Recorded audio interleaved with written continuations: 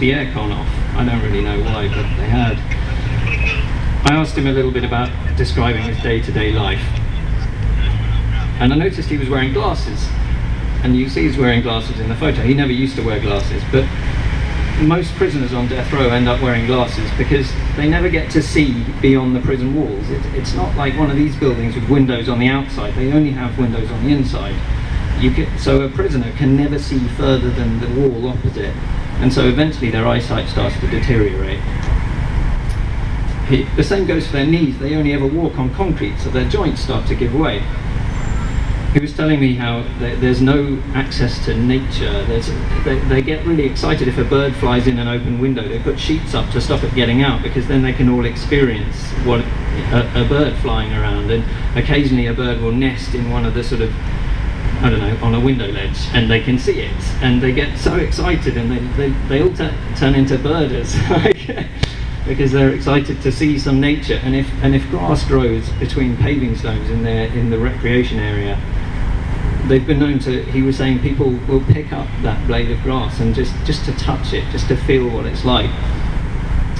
Troy had a visit from Al Sharpton in 2008, and the warden let them go out into a prison garden area, which is the first time in 10 years that he had been able to walk on grass, not concrete.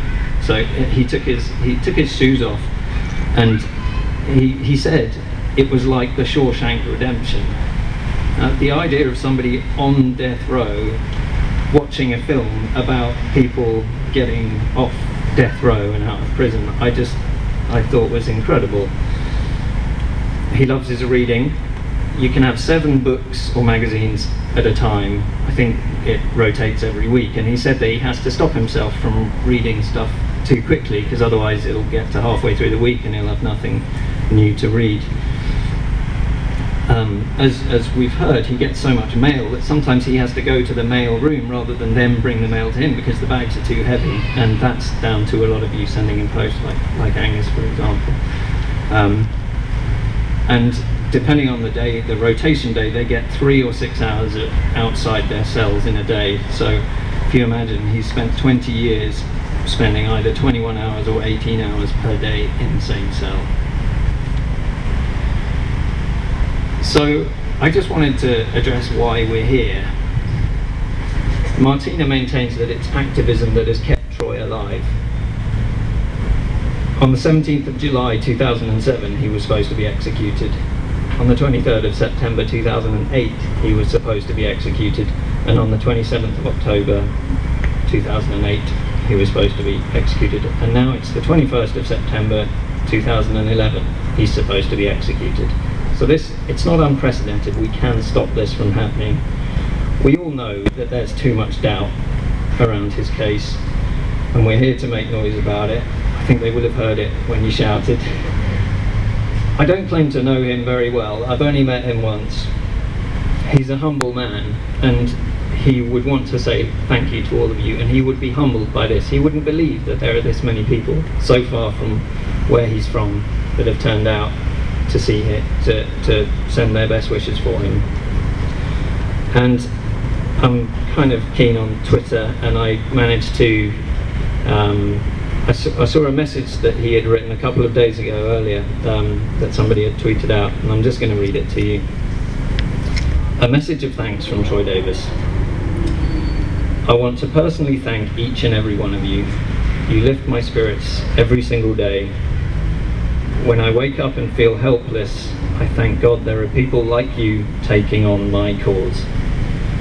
I'm asking you to do this for me on September the 16th, to raise your voice loud, because I cannot. Raise your voice so very loud that you're heard all the way here to Georgia. I've done enough time for someone else's crime. I'm ready to be a free man. Raise your voice for me, for my freedom.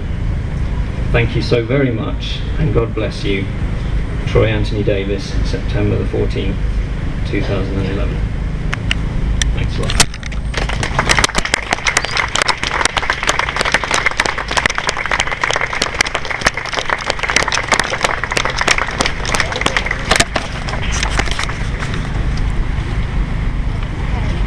You're very tall.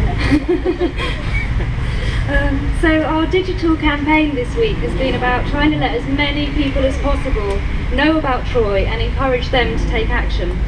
We've been asking them to email the Georgia Parole Board, and we've been using the hashtag #TooMuchDoubt, which has been getting about 7 or 8 tweets a minute, I think, as far as I'm aware, which is huge. It's phenomenal.